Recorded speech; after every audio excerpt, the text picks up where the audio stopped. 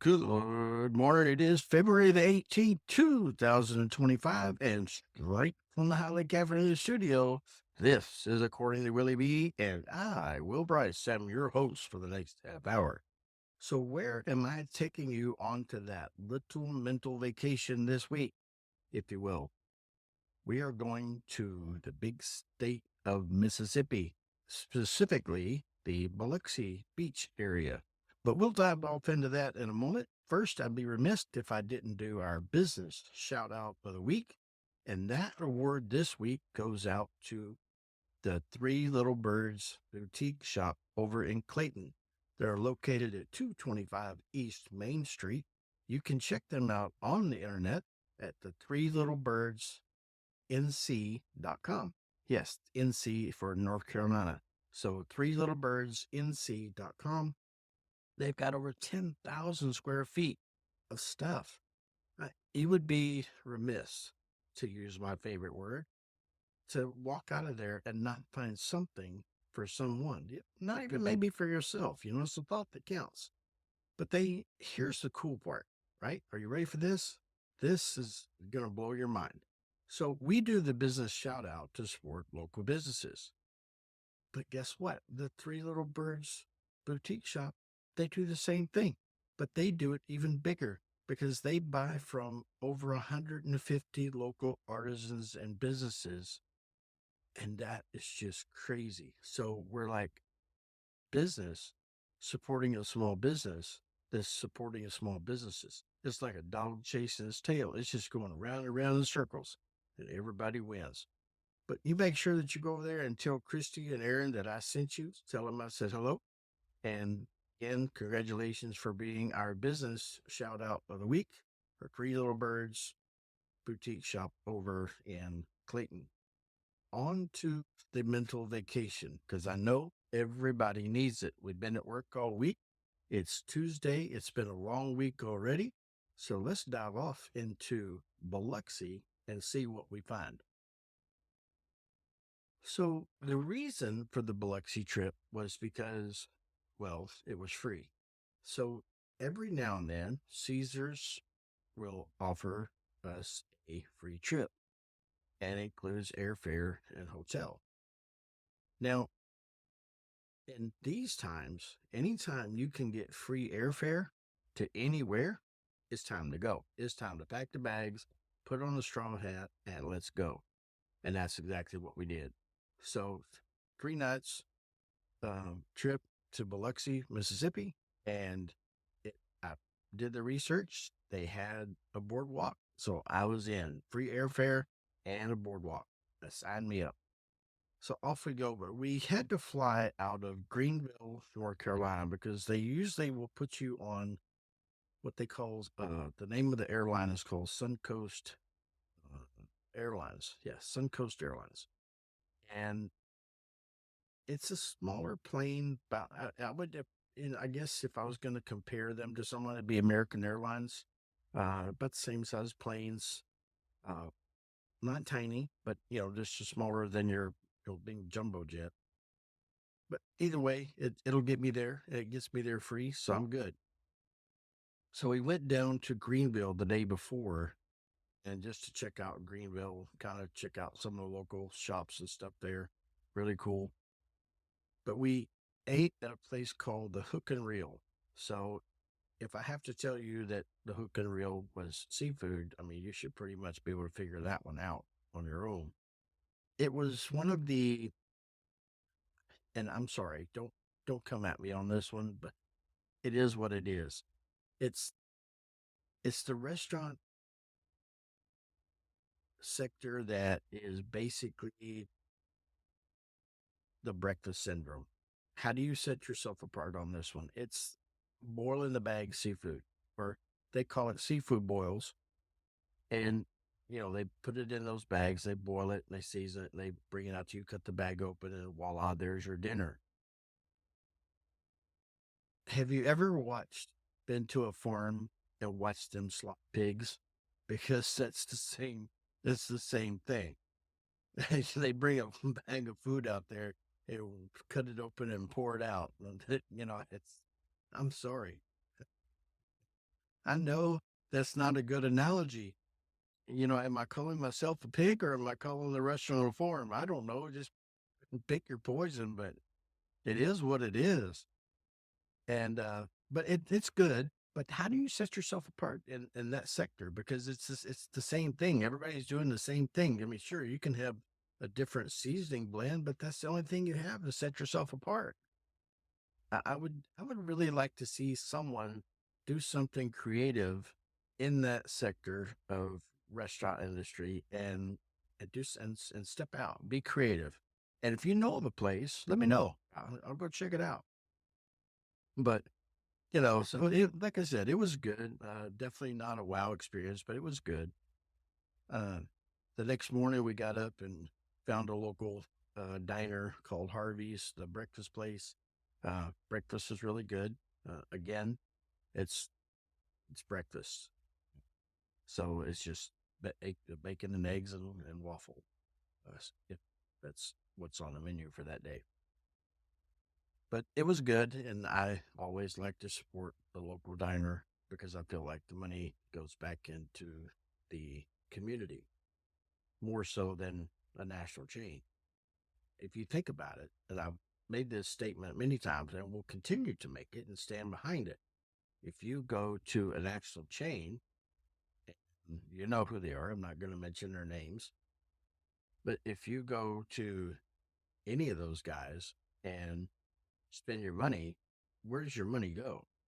Sure, you're supporting local servers, managers, etc. I get that part. I'm not saying that there's not some good to it, but the where your money goes back into the community more than any other is a locally owned business.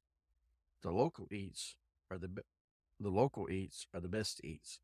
I stand beside my state. But let's move on. So we get our stuff, we get on the plane, and we fly to Biloxi. They had to then put us on a bus.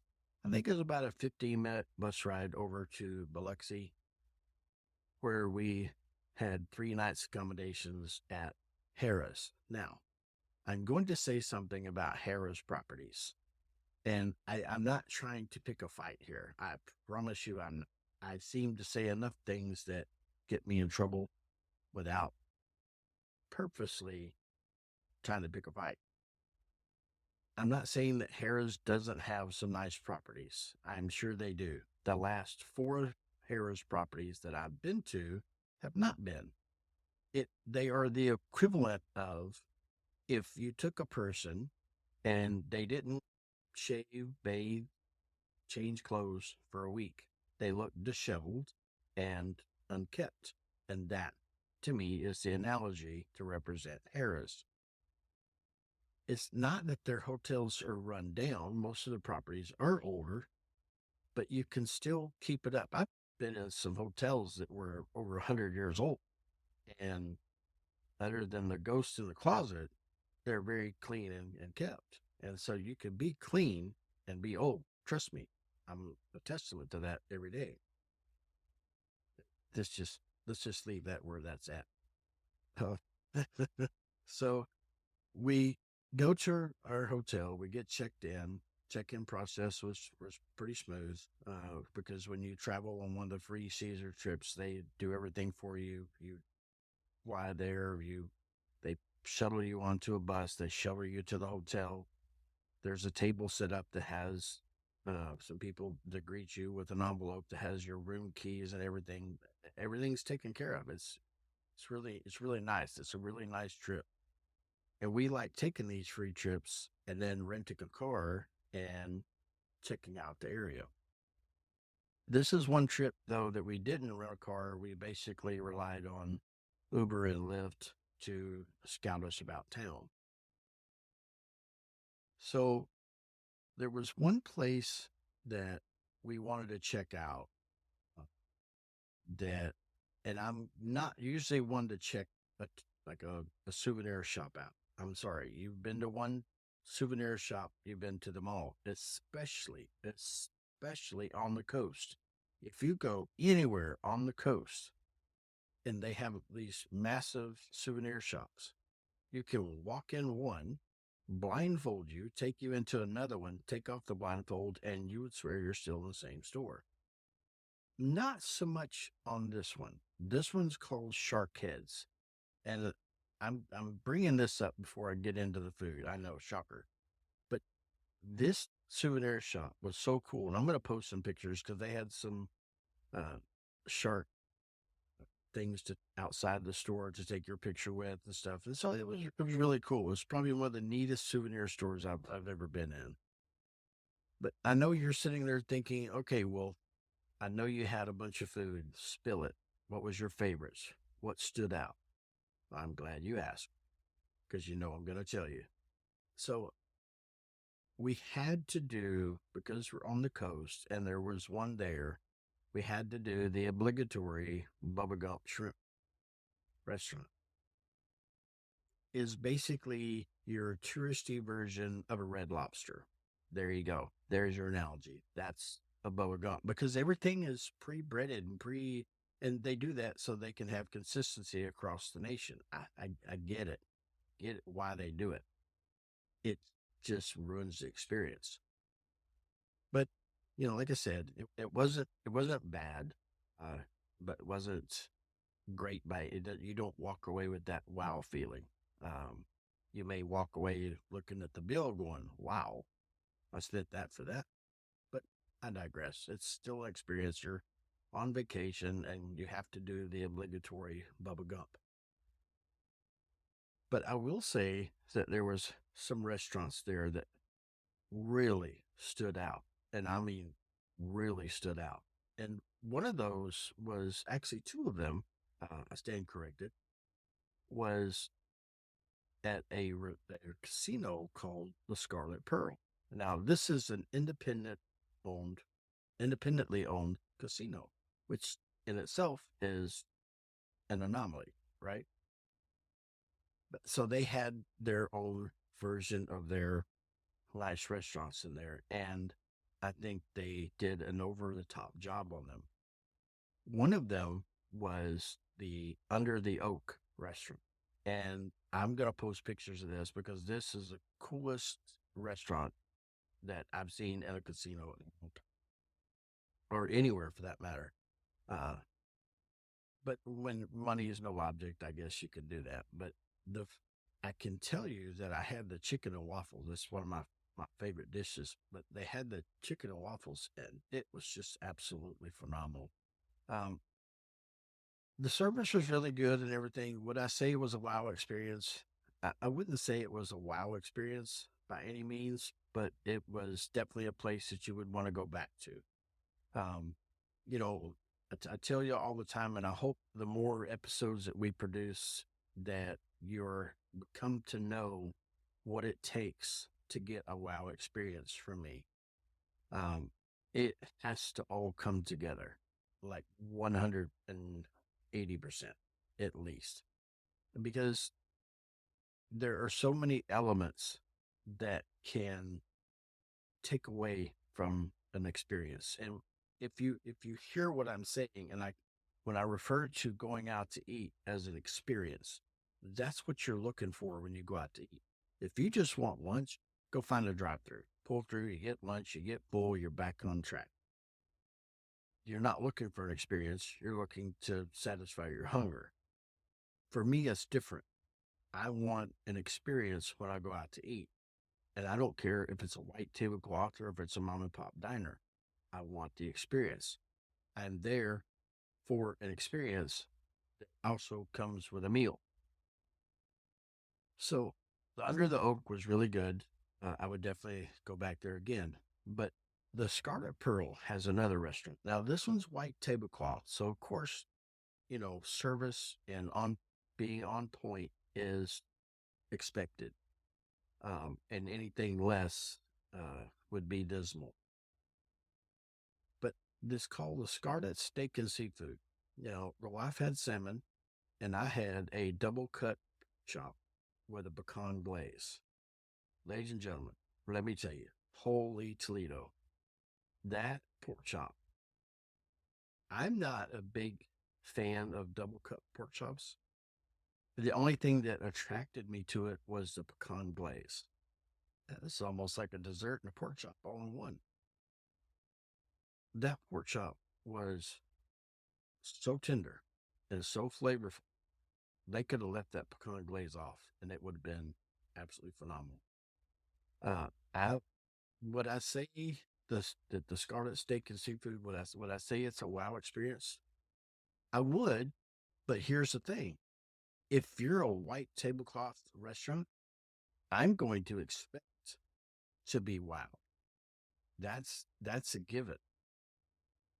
So you have the same struggle. A white tablecloth would have the same struggle with me as a breakfast place would having a wow experience. Let me clarify. When you go to a breakfast place, I'm not expecting to be wowed. When I go to a white tablecloth restaurant, that expectation is already there.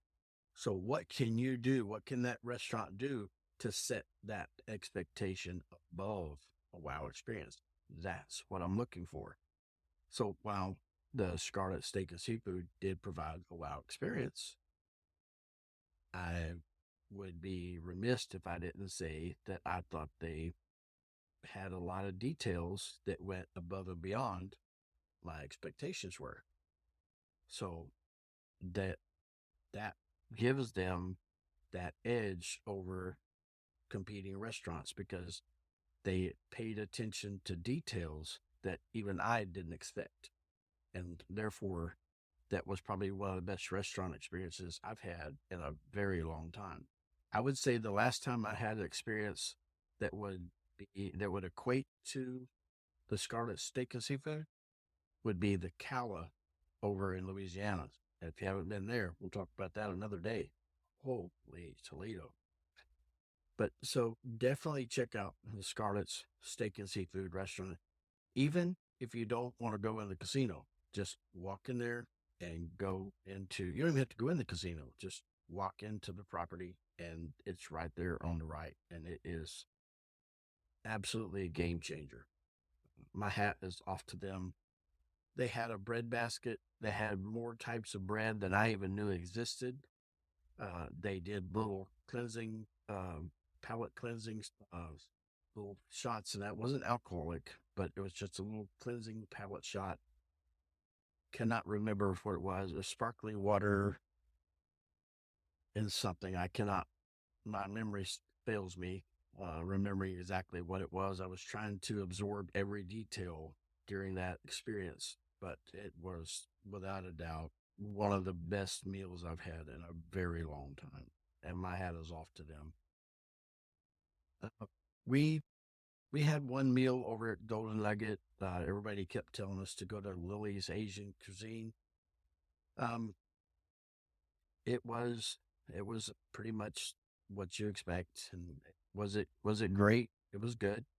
Um, that's just would I go back? Mm, I don't know. If I was hungry for Asian food, maybe, or but if there was something else, I would probably choose something else. Not that it was bad; it just really didn't stand out. Um, there was a restaurant, however, that did stand out, and this one blew my mind. And this would be twice that I was caught off guard in my culinary ventures during this trip. And it's called the Blind Tiger. Now, that automatically confuses me on what kind of food they're serving. But it was a restaurant that's actually out over the water, and you had to walk down a long pier to get to the restaurant. So it's actually over the water. So very nice dining experience, very nice vibe sitting look out over the water. You can sit inside or out. I wasn't really feeling the seafood vibe, and that was what they served. Their specialty was seafood. And my wife had the crab cakes, but I really wasn't feeling seafood. So I thought, you know what? I'm hungry, so I'm just gonna have the bacon cheeseburger. That will fill the bill. Now, understand when I order a burger, I don't expect anything extraordinary. I just, I'm just not. A burger's a burger's a burger. Some are better than others, yes, but a burger's a burger. This burger comes out, sits down in front of me, and immediately I thought something is very different about this burger. Well, one, it looked like the bun was probably baked from a local bakery. It may not have been, but it definitely had the appearance. It had condiments like their pickle that they made in house, which I thought were really good. But when I took a bite of that burger, I'm going to tell you, my spidey senses went off. I immediately had to open that burger up and investigate. So basically, had to lift the hood on that burger, if you will. I took a bite of just the beef patty. Now, when I say this beef patty was phenomenal, it wasn't because of some secret seasoning passed down from Grandma Moses. No, it was the actual meat, had more flavor than you could ever even fathom. And so you put all those elements together of that burger, the cheese, the bacon, the condiments, the bun, the whole, and when you bite into it, there was like a halo above that burger. I'm telling you, the best hamburger I've had, I think, ever. I don't ever remember having a burger as good as this one. It has not left my mind. I don't know where they source their ground meat from. I don't know if they're grinding it in house or if they're having a local butcher grind. I don't know what they do, but that is a secret I would definitely keep guarded because with all the pre made hamburger patties in the world today, that place stands out on its own and it's a seafood place. So if you want a burger and you're gonna hear a lot of different places, I think every Uber Lyft driver we had suggested, oh, you got to go try this hamburger place. You got to go try this. They have and I thought everybody can't have the best hamburger in town. Yet here's these people over here sitting out over the water selling seafood and they have the absolute best burger I've ever had in my life. So I didn't even want to even remotely remove that from my memory. So I didn't try any of the other burger places. Now, when I go back, I will because I want to see if there's anybody else in town that can remotely even get close to that burger that sits on that plate with a halo above it. Holy Toledo, man. It's just every time I talk about this bacon cheeseburger from the Blind Tiger, wow. It just, man, all my spidey senses go off. But, like I said, it was very good. I would definitely go back there. And if you go there, definitely go there and check it out. And definitely check out that bacon cheeseburger. Um, I don't remember their menu name for it, but it was just a basic bacon cheeseburger. Um, there was one cool thing that I saw over at the Hard Rock Casino, and it was not in operation. I was really disappointed. The first time I've seen one in person, and that was the robot bartenders. I thought that was really cool just to see those two robot arms up there. It looked like they were just ready to go, but they weren't open at that particular time. I think they were closed a few days for maintenance or some sort of something like that. But really cool. If you do get a chance, go by there and check out that robot bartender. Even if you don't drink, just to watch the robotic arms make the drinks. That's just the coolest thing. I'd seen them on YouTube, but I'd never seen one in person. So I was really hoping to see it in operation, but maybe next time. There is a lighthouse there between the roadways in Biloxi. It's a famous lighthouse. It's got a lot of history to it if you want to research that. It is made of cast iron. So if you're there during the summertime, just be mindful after about 10 o'clock. It is hot to the touch. So be mindful of that. So overall, what is Biloxi? Well, Biloxi is um, basically wanting to try to be a small little Vegas. And I guess essentially they kind of are. But the good part for them is they have the beach. So you have the beach and you have the boardwalk, and you've got like a half a mile of raised wooden walkway. So if you're getting in the sand and getting the sand in your shorts is not your kind of thing, hey, then stay on that half mile wooden boardwalk, and voila, now you're on the beach, no sand. So I thought that was really cool. As far as the boardwalk goes, it wasn't the typical boardwalk that I seem to be over fascinated with. It's just basically a pier that has a lot of, carnival type rides. They did have a Ferris wheel. Unfortunately, it was not in operation. Otherwise, how I would have been on that. But it's still cool to walk down the boardwalk, down the beach. Their beach is really nice. If I was going to compare it, because everybody's been asking for it as I talk about different beach areas to give a comparison, I would definitely compare the the beach in Biloxi. Say that four times that, or say it one time clearly, even that.